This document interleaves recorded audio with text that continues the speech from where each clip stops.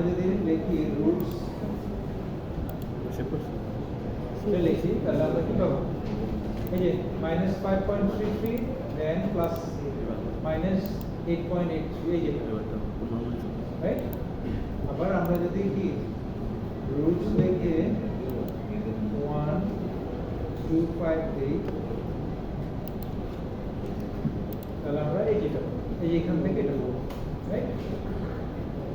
এই ছোট ছোট দেখো এগুলি কিছুই না, নাথিং। তো প্র্যাকটিস করা হবে, জাস্ট ফোকাস করা হবে, এগুলো পারবে।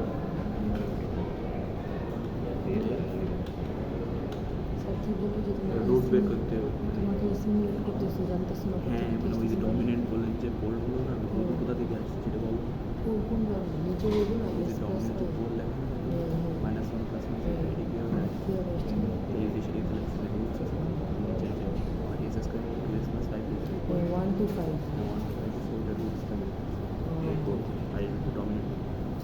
তাহলে এটা আশা করি সবার কাছে ক্লিয়ার হয়েছে যে এখানে যে থার্ড পোল আছে এই যে -53 এই থার্ড পোলের কারণে এক্স্যাক্টলি 5 একটু দেখলে যদি ওটা 10 টাইমস দূরে আছে এটা স্ট্রিট একটা রিফ্লেক্ট আছে ওখানে আমরা লিখি। ওকে সবার কাছে আসছে দেখুন নিচে আছে আমরা অনলাইনে ক্লাস আসতে হবে এবং একটু প্র্যাকটিস করতে হবে সো দ্যাট আমরা সবাই একই স্পিডে যেতে পারি। আচ্ছা আমি খুব বেশি সময় দিতে পারবো না, আজকে একটু অন্যান্য ঝামেলা আছে, আমরা একটু আগাতে চাই। যারা পিছিয়ে আছে তারা পরের ইয়েটা দেখো, ওটা পরে প্র্যাকটিস করবো। আবার দেখো টাস্ক 2 এটা আমরা পরে শেষ করে দিচ্ছি। টাস্ক 2 তে একই কাজ করবো, একটু ডিফারেন্ট সামান্য। প্রথম ডিফারেন্স হচ্ছে নিউমারেটরে এখন একটা 0 চলে আসবে s + 6, আগে কোনো 0 ছিল। 0 থাকলে 0টাকে এইভাবে রিপ্রেজেন্ট করতে হয়। মানে খেয়াল করো আগে ছিল শুধু ফর এক্সাম্পল 5, তাহলে এই x1 কে 5 দিয়ে গুণ করে আমি আউটপুট পেয়ে গেছি। এখন আরেকটা জিনিস খেয়াল করো, এখানে এটা কি ইন্টিগ্রেট। ইন্টিগ্রেটর মানে হচ্ছে এটাকে ইন্টিগ্রেট করে এটা পাওয়া যায় রাইট। x2 কে ইন্টিগ্রেট করে x1 পাওয়া যায় রাইট। তাহলে x1 কে ডিফারেন্সিয়েট করলে এটা করব। আর ল্যাপ্লাস ডোমেনে s মানে হচ্ছে ডিফারেন্স, ঠিক আছে?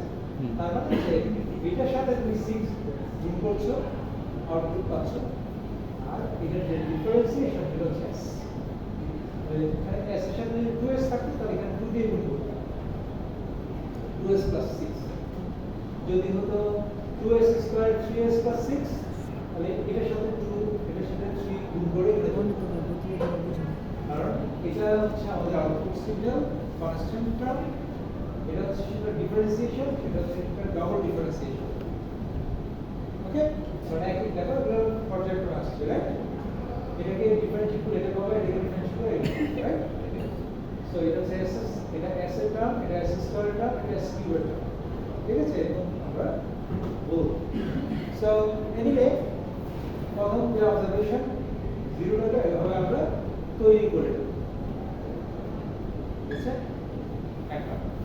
2 নম্বর হচ্ছে একটু আগে আমরা যে কাজটা করেছি থার্ড পোলটাকে কি করেছি একটু দূরে রেখেছি। এটা এখন নেসেসারি করতে পারি, নেসেসারি কারণ আমাদের একটা বেটার অপশন আছে। ওই যে লিড কন্ট্রোলারের মতো আমরা এক্সিস্টিং পোলের উপরে 0 রেখেছিলাম, এখন উল্টাটা আর কি যে এক্সিস্টিং 0 এর উপরে আমরা এখন থার্ড পোলটা রাখবো। মানে এই পোলটা আমরা কোথায় রাখবো? এক্সিস্টিং 0 এর উপর থার্ড পোলটা 10 টাইমস দূরে রাখা দরকার। তাহলে কি হবে? পোল 0 পারফেক্টলি ক্যান্সেল আউট করবে। পারফেক্টলি যদি ক্যান্সেল আউট করে তাহলে আমরা একদম যেটা ধরছি সেটাই পাওয়ার সম্ভাবনা অনেক বেশি। ওটা পারফেক্ট হওয়ার সম্ভাবনা অনেক বেশি। বুঝতে পেরেছি? কারণ আমি তো এই অতিরিক্ত পোলটা ক্যান্সেল হয়েই যাচ্ছে, তাহলে আমরা এখান থেকে যে ক্যালকুলেশনটা টার্গেট হবে সেটা আমরা পাবো আশা করা যায়। পিউরি সেকেন্ড অর্ডার করব।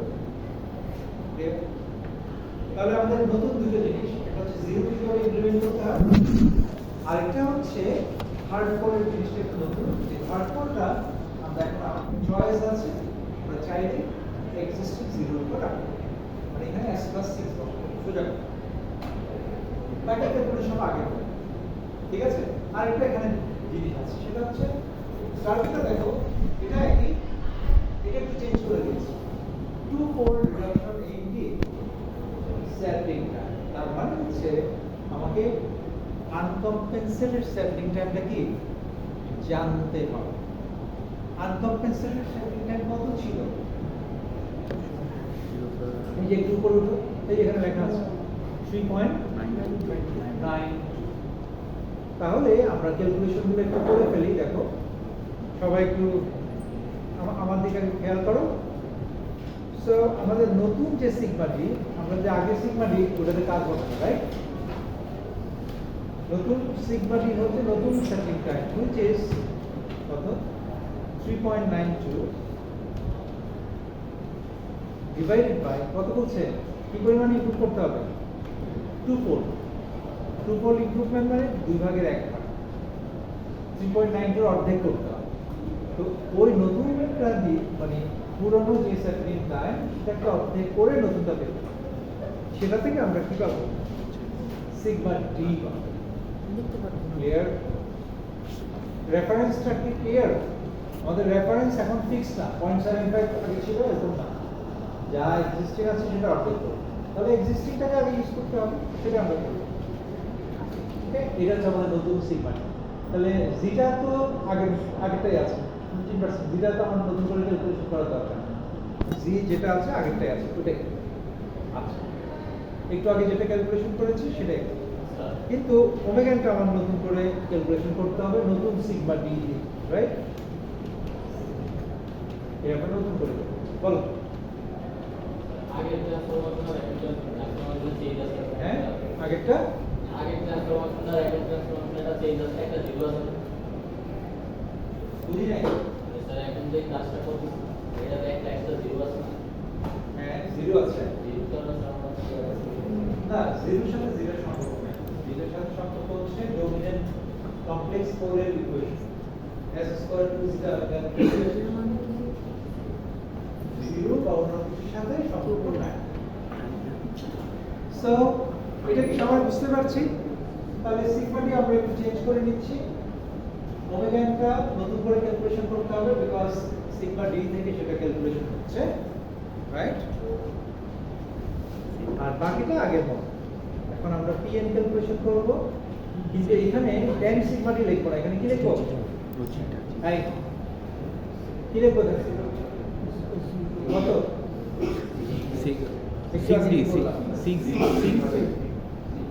6x plus 6 6 s plus 6 কি ব্যাপার, তোমরা কি কিছু মনে রাখতে পারো বা কনফিডেন্স রাখতে পারো? ঠিক আছে, বাকি ইকুয়েশন সেম। এখন tan সিগমা ডি এখানে লিখছি না, ডাইরেক্ট 6 বসিয়ে দিচ্ছি। Okay, so that's our new polynomial. এটা হচ্ছে আমাদের নতুন পলিনোমিয়াল। দেখো তো সবাই ফলো করতে পারছে কিনা? আচ্ছা, তাহলে এখন আমরা গেইনের ক্যালকুলেশন করব, pn minus p naught. This is our gain. এটাই বসাবো। ওকে, ঠিক আছে, এটা আমাদের gain। আচ্ছা, এখন আমরা গেইন ক্যালকুলেশন হয়ে গেছে, ভালো কথা, কিন্তু আমাদের ইয়ে কিন্তু হয় নাই, ওই যে আনকম্পেনসেটেড সিমুলেশনই তো হয় না। সেটা আমরা আগে করে নিই। তোমরা আগে একটু খেয়াল করো, আনকম্পেনসেটেড সিমুলেশনটা আগে করে নিই, ওটা তো আমরা করে নিই, রাইট? তো এটা করতে হবে, এটা আমরা করে নিই। যে এটা করার জন্য এগুলোকে জিরো করে দিই। সবাই খেয়াল করো, 0 0 0। কেন জিরো করলাম? কারণ হচ্ছে আমি এটাকে একবার ডিলিট করা আবার আনা ভেজাল করার দরকার নাই। এটাকে জিরো করা মানে হচ্ছে এই ব্লকগুলো কোনো কাজ করছে না, এই সিগন্যালটা এদিক থেকে এদিকে যাচ্ছে, তাই এটা ডিলিট করার দরকার। কারণ একটু পরে আমাকে আবার গেটগুলো আনতে হবে, নতুন গেটগুলো আনতে হবে। সো আমরা আনকম্পেনসেটেড সিমুলেশন করছি, এবং আনকম্পেনসেটেড সিমুলেশনের জন্য এখানে একটা জিরো আনতে হবে। জিরোটা আনার উপায় কি? এখানে এটা এটাকে আমরা 6 রাখবো, সবাই একটু দেখে নাও আগে। এবং এখানে এই জিনিসটাকে উঠে দিতে হবে, আউটপুটটাকে। হ্যাঁ, আবার ক্লিক করব, ওপেন টু আউটপুট, উঠাই দেবো। উঠাই দিয়ে এটাকে মুছে দেব। মুছে দিয়ে আমরা একটা সামিং জাংশন এখানে কপি করে নিয়ে আসবো, কিন্তু এটার ইনপুট হবে কয়টা? দুইটা ইনপুটের জন্য এটা করবো। ওকে, দুটো ইনপুটের জন্য আমরা করবো। এটা হচ্ছে 6 আর এটা কোথায় জানি? এটা হচ্ছে s প্লাস 6। ঠিক আছে না? এখন এইটাকে আমার আউটপুট করতে হবে। আউটপুটটা আগে এখানে ছিল, এখন এখানে নিয়ে যেতে হবে। ওকে, তো এতটুকুই। আমরা এটা সেভ করব। সেভ করার পর তোমরা যেটা করবা, এটা ক্লোজ করে দিবা। এটা রেখে দিলে ঝামেলা হতে পারে, এটা ক্লোজ করে দিবা।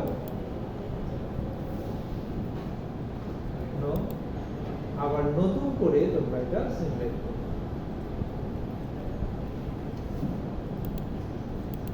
সো এটা হচ্ছে আমাদের এখন অরিজিনাল সিস্টেম আনকম্পেনসেটেড রেসপন্স, যেটার আমরা কি পাচ্ছি?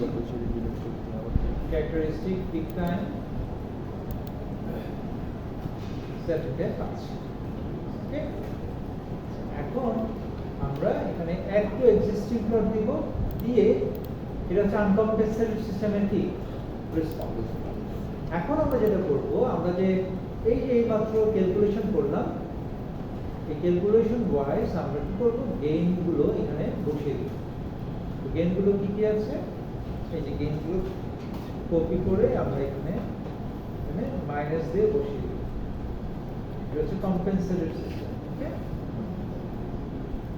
একই রকম ভাবে এই গেইনটা এখানে নিয়ে আসবো।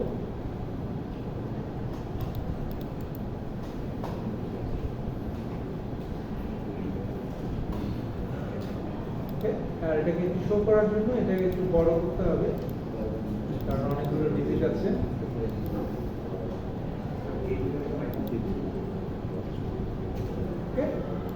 সো এই হচ্ছে আমাদের সবগুলোকে।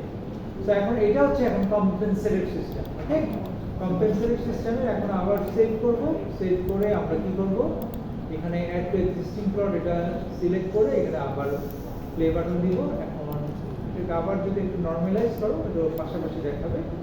আমরা দেখতে পাবো যে আমাদের আগের যে সেট পিক টাইম ওভারশুট, এখন দেখো এটা কি বরাবর হয়েছে? জি স্যার। খেয়াল করছো কেন বরাবর হলো? আগে তো কেন হয়নি? এখানে থার্ড কোণের এফেক্ট নাই। থার্ড কোণটা জিরোর মাধ্যমে কি হয়ে গেছে? ক্যান্সেল। একই রকম ভাবে আমরা এখানে দেখবো সেটিং টাইমও মোটামুটি অর্ধেক আমরা পেয়েছি। তবে সেটিং টাইমের ইকুয়েশনটা একটু অ্যাপ্রক্সিমেশন আছে, ওটা একদম বরাবর 4/6 মানে যেটা, ওটা বোধহয় একদম এক্সাক্ট ইকুয়েশন না, এটা একটু সিম্পলিফাইড ইকুয়েশন, এই জন্য এটা একটু বরাবর অর্ধেক হয়। ওকে, দ্যাটস অল। ওটা আসবে না। এটা আমরা চ্যাপ্টার শিখতে দেই, চ্যাপ্টার 3 ওখানে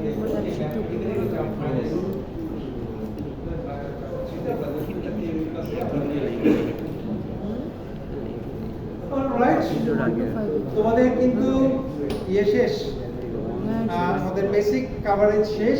এখন সবাই প্র্যাকটিস করার পালা। তবে মনে রাখবো পরীক্ষায় কিন্তু ডিফারেন্ট টার্গেট দেওয়া হবে। হ্যাঁ, এখানে হয়তো আমরা সেটিং টাইম বলেছি, পরীক্ষায় তো পিক টাইম থাকবে, রাইট? এখানে হয়তো s+6 দিয়েছি, পরীক্ষায় হয়তো উল্টোটা থাকতে পারে, হ্যাঁ, ইত্যাদি।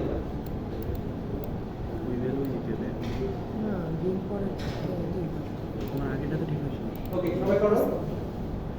সোজা কথা, আমাদের যে ইয়েটা, এই টেবিলটা আবার রিজেনারেট করতে হবে। এটা আবার রিজেনারেট, এটা সবাই পেতে হবে।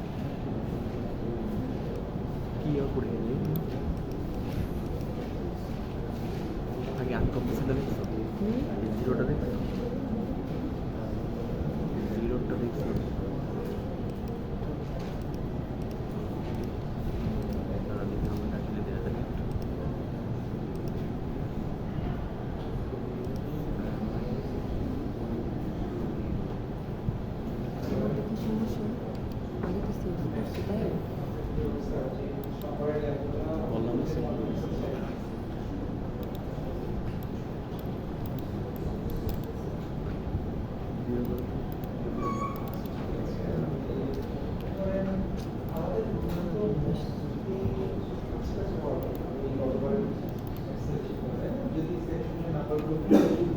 ঠিক করে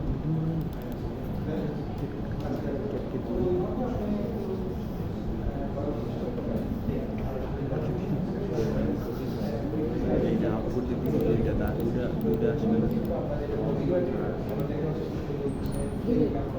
কীভাবে করলাম? ওই যে এখানে আবার আপুর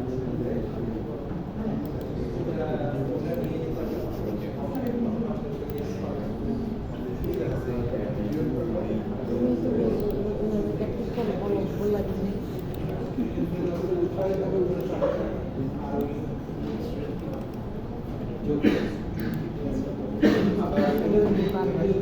আমার ড্রিম আমি তো ওটা চেয়েছিলাম না যে আমি ফাইনাল করে একটা ট্রিপ কিনবো। আচ্ছা তৃপ্তি পাবো ওটা আপনি একটু সামনে নিয়ে বসেন, কারণ শর্টকাট মানতে গেলে হবে কি ওই আবার আমাদের কাজ ঠিক আছে। কাজ পালন করতে হবে। 3.0 তারপর কি কিন্তু আপনি 0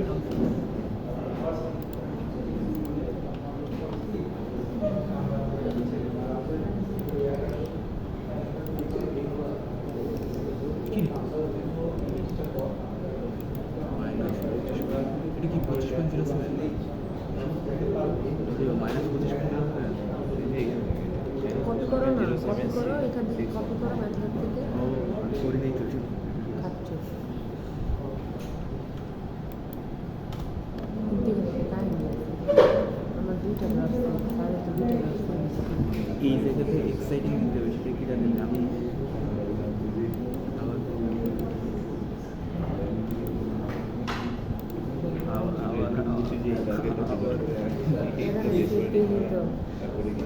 যদি আবার করবো সব 100 বার কপি করতে আমি পারতাম। আমি বলছিলাম কেন একটু সারি করছি তো। আবার করবো স্যার কম্পেয়ার করো, আমি আমার